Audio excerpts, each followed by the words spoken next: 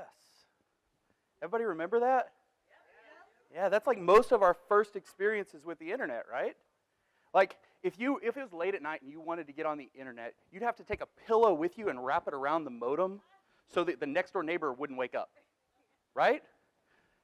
Or you'd come home for the day and you'd have to call the internet so that you could get on AOL Instant Messenger so you could chat with Cutie Girl 322. But then your grandma would call and it'd kick you off the internet. Unless you were one of those rich people that had two phone lines. So you had a phone line for your computer and then a phone line for the phone so you could call the person that you're chatting with on the internet, right? But then sometimes you would run out of your free 500 hours of AOL and hope they would mail you a new disk. And if you didn't, you had to pay for hours of the internet, right? And you had to have the internet. Like, it's the information age. Because before the internet existed, if you had a question about something and you didn't know the answer and your friends didn't know the answer, you had to get in a car. You had to drive to this place called the library. You had to get out of your car, you had to walk in, you had to go find the card catalog box. You had to open it up, find the card, Dewey Decimal System. I don't know what this 315.72 is, so you walk over to the librarian, she just gives you that judgmental stare. Walks you over, hands you a book that's 20 years old, and maybe you'll get the answer. But because that was so much work, sometimes when you just had a question and you didn't know the answer and your friends didn't know the answer, you just had to wonder. You just had to sit there and go, I wonder. But now, oh, look what we've got. When you have a question, hey Siri, when will Chick-fil-A have spicy chicken nuggets? Here's what I found on the web for will Chick-fil-A have spicy chicken nuggets. You see me heavy work. You see me do me dirt. There's something that I work. Where you walk a line. I'm in the cafe, Okay, so sometimes we use the internet for information or communication, or sometimes we watch videos of pigs twerking. But at its foundation, at its core, the internet exists to connect us. And we've had this cool tool for a couple of decades now, and there's more technology today than ever before in the history of the world to connect with the people that we care about. But if we're honest, a lot of us probably feel really disconnected more than ever. And here's the reason why. Here's the problem. You and I, we have a finite capacity to connect, and now an endless audience that demands our attention. Think about it.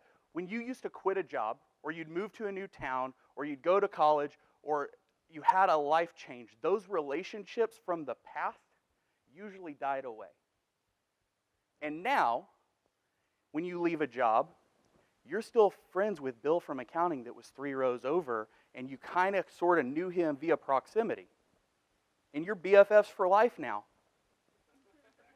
And with every post and every comment and every like and tweet and Snapchat, I'm 30, I can do Snapchat. With every one of those, it takes some of our capacity. And so we have these surface level relationships with hundreds of people, and we don't have the capacity to connect deeply with those that matter most. And so I think that as the world gets smaller, as the bounds of geography kind of close in on us and we can connect more easily, that you and I are going to crave physical, 3D, real-life connection more than ever before. And we can feel it in this room, right? There's a reason you paid money and took time off of work to come to a conference with people you met on the internet because you're crazy. But also because you crave that 3D connection. And the more and more we have that, the more we're going to crave that connection. And the internet, it's a safe place for a lot of us because we can pick and choose the community groups that we hang out in.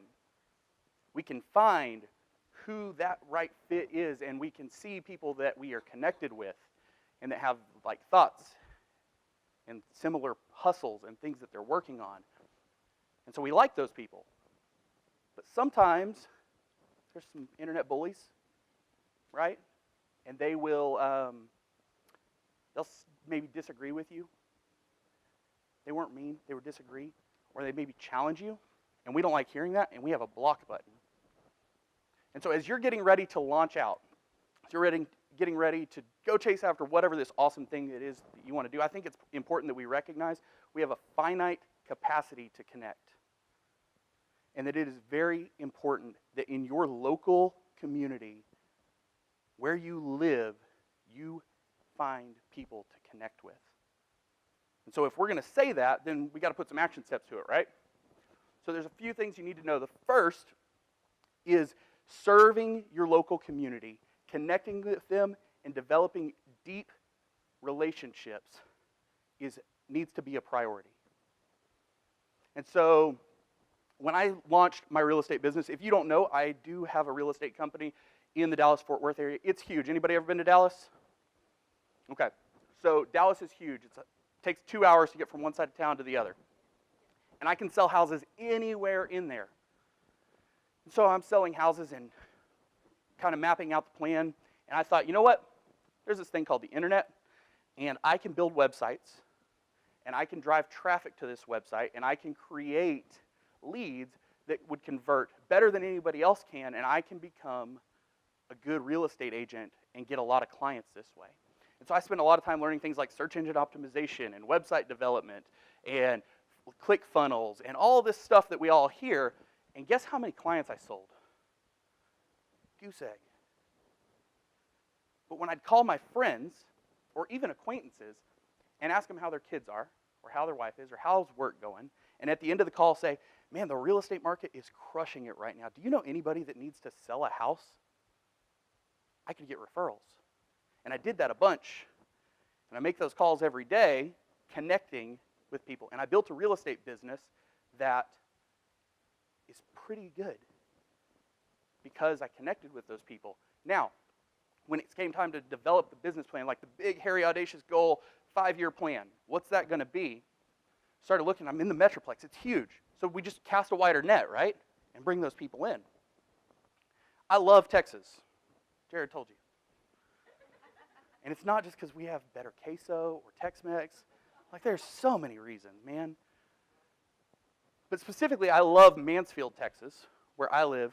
And more specifically than that, there's a 3-mile area around my house where there's about 3,000 houses. Those houses go to the same elementary school my kids go to. They shop at the same grocery store. We eat at the same restaurants. And I love that little area.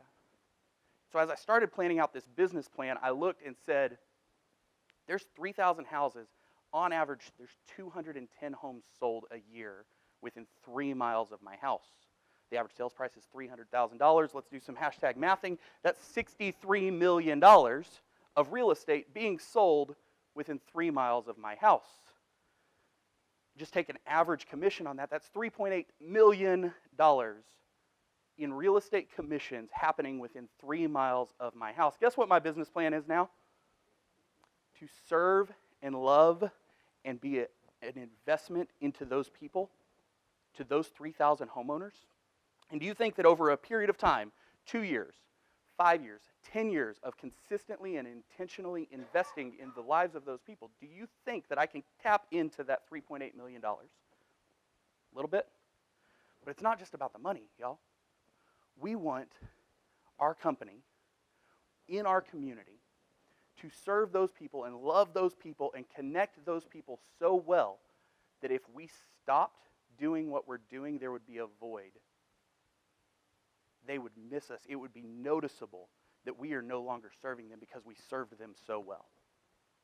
So, strategically invest in your local community is a big deal when you're getting ready to launch out, even if it's an internet venture, even if you want to be an internet entrepreneur. Now, if you're wanting to do all of this stuff, you need to know that investing in people and connecting when you're struggling with bills and debt is a little more difficult. Because not always, but often, investing in somebody else and connecting with somebody else is going to require some cash. It just does. If you want to handwrite 5 note cards a day, every day for an entire year, you're going to spend over $600 in postage. If your neighbor down the street has a surgery, and I'm in the South, so when somebody has a surgery, we take them a casserole. And that's going to cost me $10 or $15 or $20. And so I'm going to take them a casserole, but there's 5 other people in my community that needed some food or needed something. And when I'm struggling financially, that $10 or $15 adds up to $50 or $100 or $200 really fast. And it's hard for me to connect the way I want to because I have student loans, I have a car payment, I have a mortgage, I have credit card debt.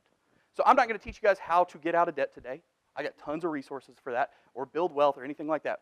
My website, you can pull out your phone. It's casey-lewis.com. And for launch out people, do /LOATL. And you can sign up there. I will, before I'm done talking, email you the checklist that Sarah and I used when I was launching out full-time. The financial checklist, like what do we have to have done before I go full-time at this? And you'll get an ebook that's 30 Days to Better Money. It's going to take care of all the other stuff so that you can focus on this stuff, okay? Third thing, you have more influence than you think you have. You may say, I don't have much influence. You do. If you have a kid, you have influence. If you have a spouse, you have influence. If you have friends, you have influence.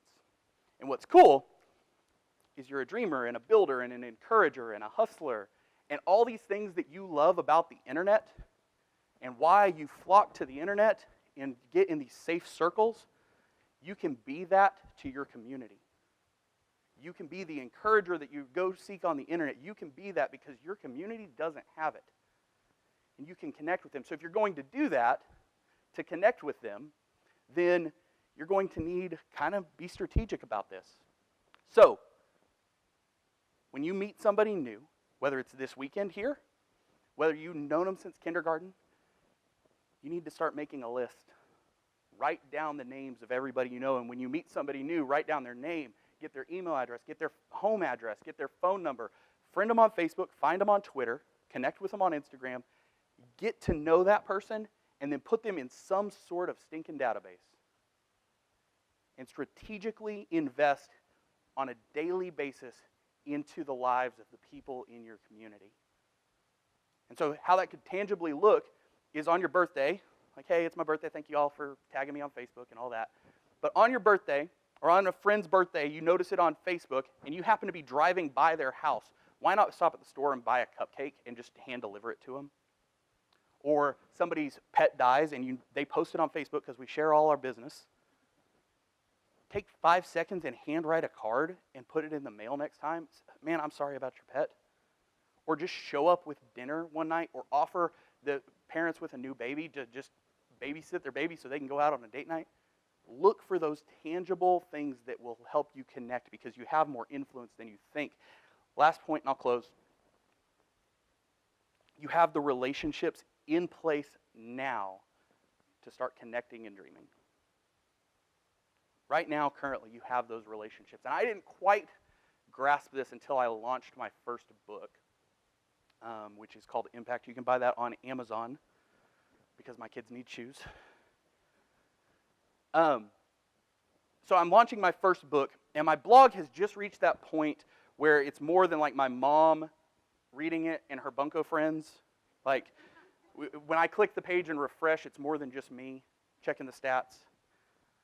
And I've got a decent email list, and I'm coming up on launching my book. And so like any big, great, brilliant dreamer, I said, let's throw a party, like a big party. Let's go all out.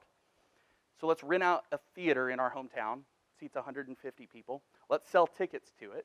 Let's talk about the book. Let's throw a party, hire a party planner. Let's get a DJ up in here. Let's have a party to celebrate the launch of my book, and maybe I can sell some books. And so this was my big book launch genius idea plan, and started promoting it about 2 months before the book launch to my friends on the internet. And then a month, and then the week before, I had sold 1 ticket to Mama Lewis. And the day before, I kind of start freaking out. So I start emailing people, just said, hey, just show up. Like, I don't care, just show up. have some barbecue, because it's Texas. And that night I got up on stage to talk, and I looked out in the audience, and there were 18 people.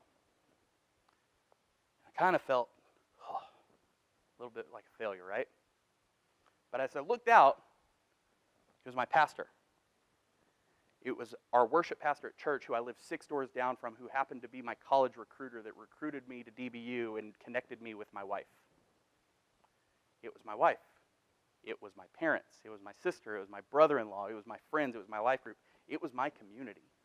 It was the people that I had taken time in the previous years to deeply connect into their lives. And when I needed them to be there to support and encourage me, they were there. What's even more cool is at the end of the night, those 18 people bought 150 copies of my book to give to their friends and their family. And if you've ever self-published a book, you know 150 copies is a ton. So you have people right now that support you, that love you, that care about you, they want to see you succeed. You have the relationships in place already. So I'll leave you with this. As you are launching out and chasing after whatever this awesome thing is that you want to do, you have a finite capacity to connect. And there's going to be this temptation to find safe circles on the internet that you easily connect with. And I want to push you and encourage you to serve your local community, love them well, and to connect with them. Thank you.